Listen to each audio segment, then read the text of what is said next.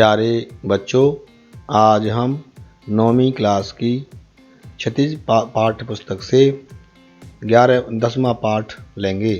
इसका नाम है बाघ, जिसके कवि हैं ललद्यद।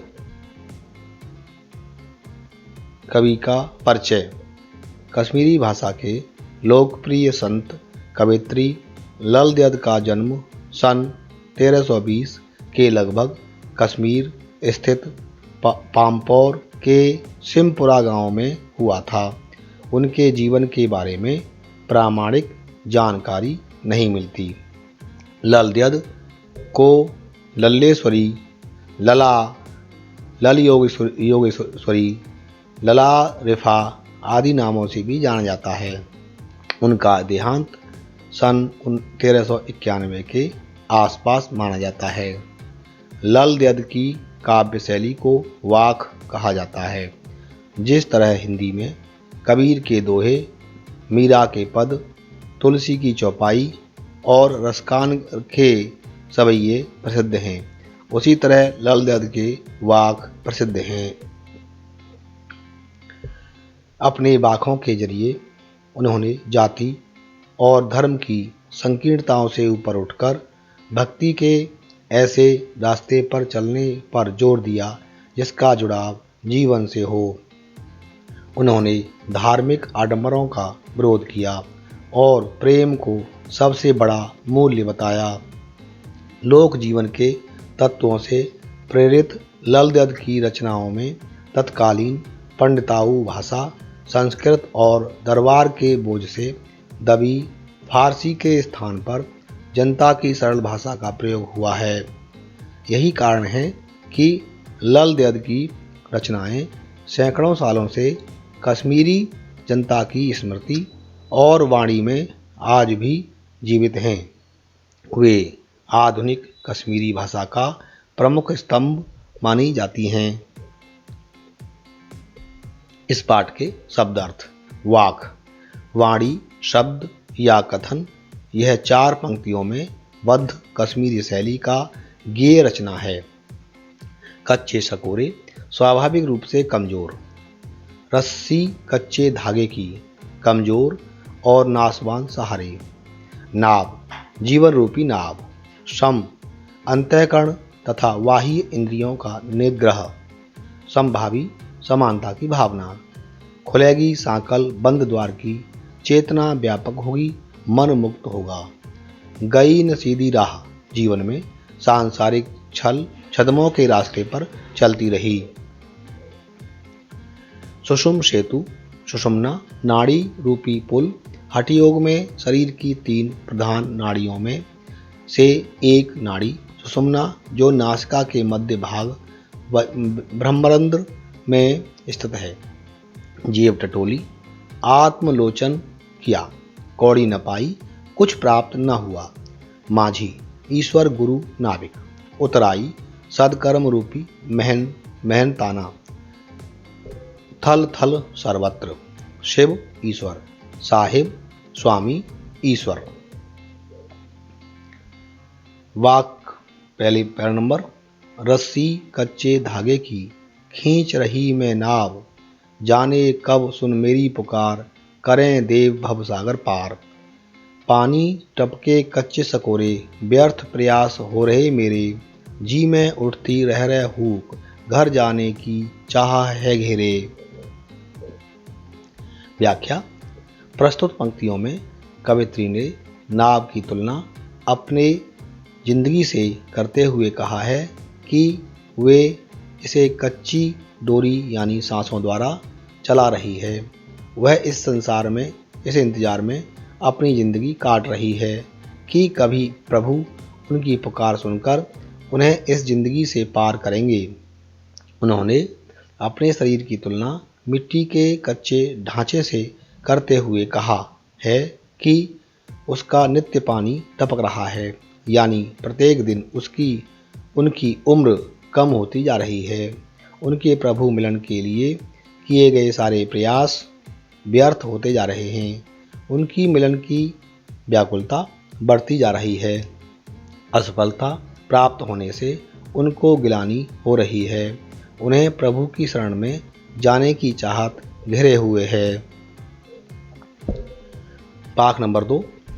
खा खाकर कुछ पाएगा नहीं, न खाकर बनेगा अहंकारी।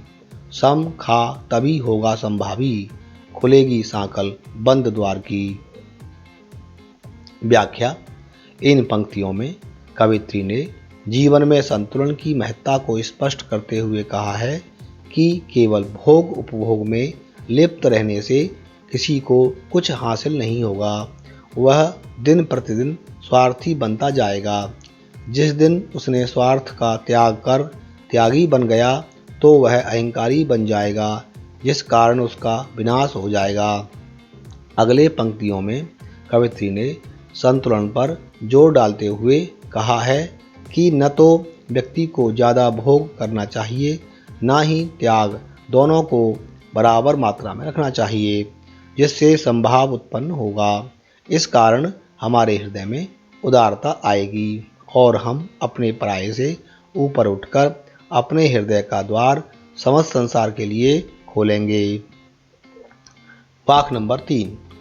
आई सीधी राह से, गई न सीधी राह। सुषुम सेतु पर खड़ी थी, बीत गया दिन आह। जेब टटोली कौड़ी न पाई, माझी कोदू क्या उतराई। व्याख्या।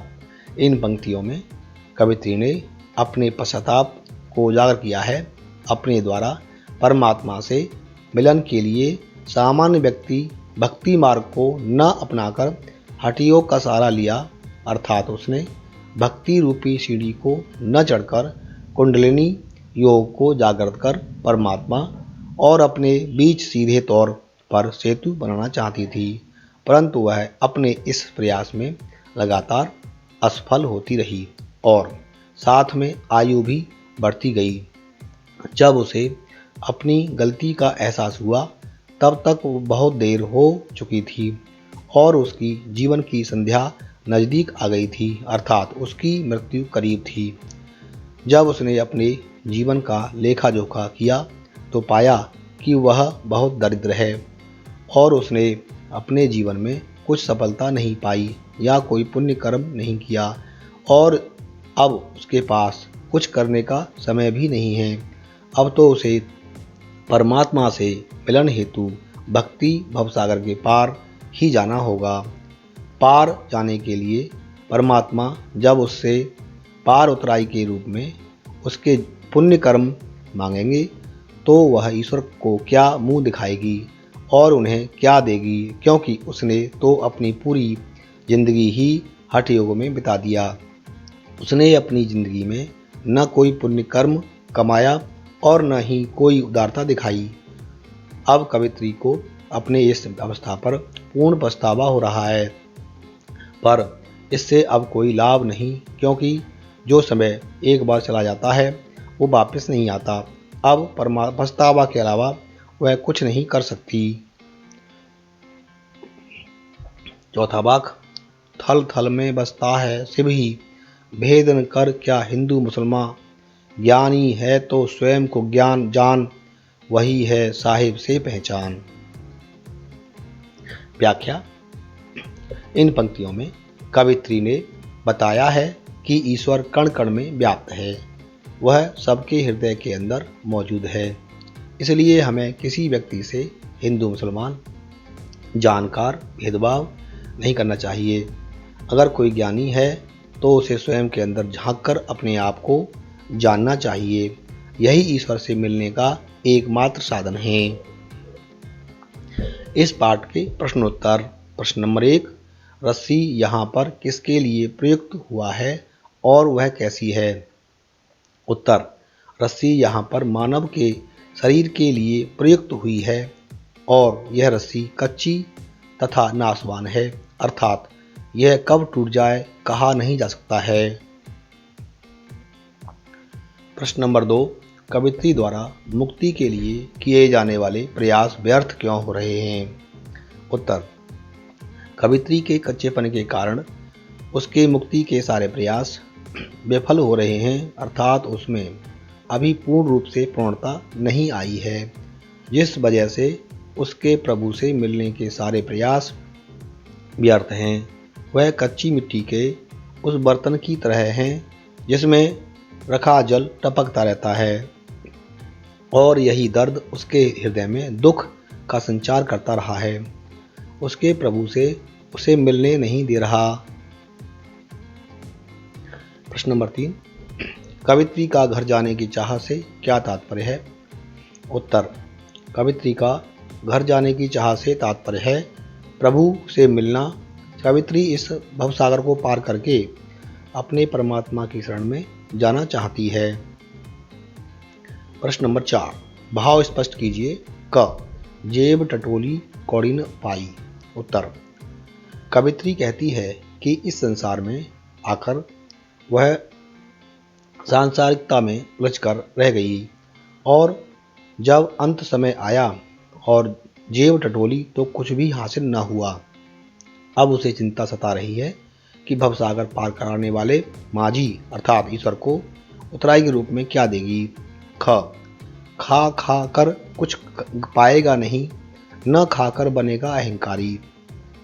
उत्तर, प्रस्तुत पंक्तियों में कवित्री मनुष्य को ईश्वर के प्राप्ति के लिए मध्यम मार्ग अपनाने को कह रही है। कवित्री कहती है कि मनुष्य को भोग विलास में पड़कर कुछ भी प्राप्त होने वाला नहीं है। मनुष्य जब सांसारिक भोगों को पूरी तरह से त्याग देता है तब उसके मन में अहंकार की भावना पैदा हो जाती है। अतः भोग त्याग सुख दुख के मध्य का मार्ग अपनाने की बात यहाँ पर कवित्री कर रही है। प्रश्न नंबर 5, बंद द्वार की सांकल खोलने के लिए लाल दयाद ने क्या उपाय सुझाया है? उत्तर, कवित्री के अनुसार ईश्वर को अपने अंतःकरण में खोजना चाहिए। जिस दिन मनुष्य के हृदय में ईश्वर भक्ति जागृत हो गई, अज्ञानता के कारण सारे अंधकार स्वयं ही समाप्त हो जाएंगे। जो दिमाग इन सांसारिक भोगों को भोगने का आदी हो गया है और इसी कारण उसने ईश्वर से खुद को विमुख कर लिया है, प्रभु को अपने हृदय में पाकर स्वतः ही ये सांकल जंजीरें खुल जाएंगी और प्रभु के लिए द्वार के सारे रास्ते मिल जाएंगे। इसलिए सच्चे मन से प्रभु की साधना करो, अपने अंतःकरण व बाह्य इंद्रियों पर विजय प्राप्त कर हृदय में प्रभु का जाप करो, सुख व दुख को समान भाव से भोगो। यही उपाय कवित्री ने सुझाए हैं। प्रश्न नंबर 6, ईश्वर प्राप्ति के लिए बहुत से साधक हठयोग जैसी कठिन साधना भी करते हैं, लेकिन उससे भी लक्ष्य प्राप्ति नहीं होती। यह भाव किन पंक्तियों में व्यक्त हुआ है? उत्तर, आई सीधी राह से गई न सीधी राह, सुषुम शेत पर खड़ी थी बीत गया दिन आह, जेब टटोली कौड़ी न पाई, माझी को दूं क्या उतराई। प्रश्न नंबर 7, ज्ञानी से कवित्री का क्या अभिप्राय है? उत्तर, यहाँ कवित्री ने ज्ञानी से अभिप्राय उस ज्ञान को लिया है जो आत्मा व परमात्मा के संबंध को जान सके, न कि उस ज्ञान से जो हम शिक्षा द्वारा अर्जित करते हैं। कवित्री के अनुसार भगवान कण-कण में व्याप्त है, पर हम उसको धर्मों में विभाजित कर मंदिरों व मस्जिदों में ढूंढते हैं जो अपने अंतःकरण में बसे ईश्वर के स्वरूप को जान सकें। वही ज्ञानी कहलाता है और वहीं उस परमात्मा को प्राप्त करता है। तात्पर्य यह है कि ईश्वर को अपने ही हृदय में ढूंढना चाहिए और जो उसे ढूंढ लेते हैं वही सच्चे ज्ञानी हैं। मेरे इस वीडियो को लाइक करें, शेयर करें और मेरे चैनल अशोक हिंदी क्लासेस को सब्सक्राइब करें। बेल आइकन की घंटी बजाना ना भूलें। धन्यवाद।